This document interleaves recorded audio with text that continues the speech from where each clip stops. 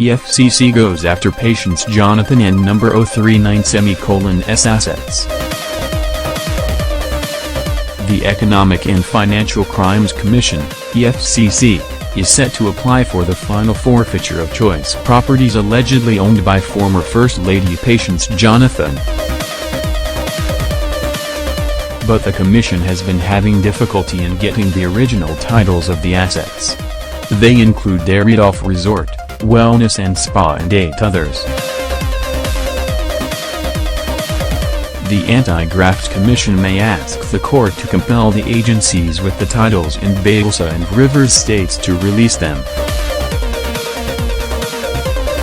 The assets in Bayelsa are 2 marble duplexes at Oshiako GRA by Isaac Burrow Expressway, a glass house on Saniabaca Expressway, a Kimfa Edi Plaza by App Filling Station, Nelford Okalo Road, and a Rudolph Resort, Wellness and Spa on Saniabaca Expressway. Others in Port Harcourt are former Customs Service officers' mess, 2 duplexes at 2/3, Baki Street, landed property with blocks at Ambawai Street, 3 luxury apartments of 4-bedroom each at Ambawai Street, and Grand View Hotel on Airport Road. The EFCC might consider non-conviction options to recover suspicious assets allegedly traced to the ex-First Lady, it was learned. A source, who spoke in confidence, said, "Investigations into the assets traced to the ex-First Lady have been completed. What is left is retrieving the land titles of these suspicious assets.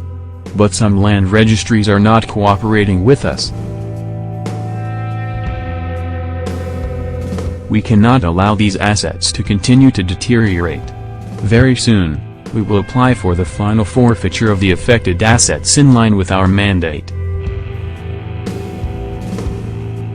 We will apply to the court for the final forfeiture of the assets to give room for those who own the properties to come forward.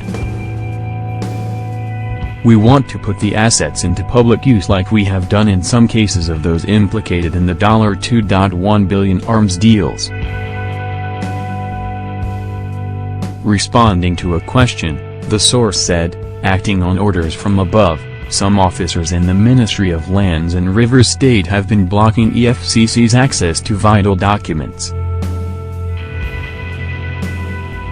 If they continue, we will take action against such officers for obstructing this agency from doing its work. We have made them to realize that by virtue of Section 7 of the EFCC Act, these officers are expected to cooperate with us. Section 7 of the EFCC Act states, the Commission has power to a. Cause any investigations to be conducted as to whether any person, corporate body or organization has committed any offense under this Act or other law relating to economic and financial crimes. b. Cause investigations to be conducted into the properties of any person if it appears to the Commission that the person's lifestyle and extent of the properties are not justified by his source of income. It was learned that the ex-First Lady had not been interrogated in line with a deal brokered by the Abdul Salami Abubakar Peace Committee. Another source said, part of the deal was that any loot or suspicious asset traced to the former First Family might be mutually discussed and quietly returned. But the deal went awry when the ex-First Lady decided to approach the court to seek the enforcement of her fundamental human rights and to challenge the freezing of her accounts.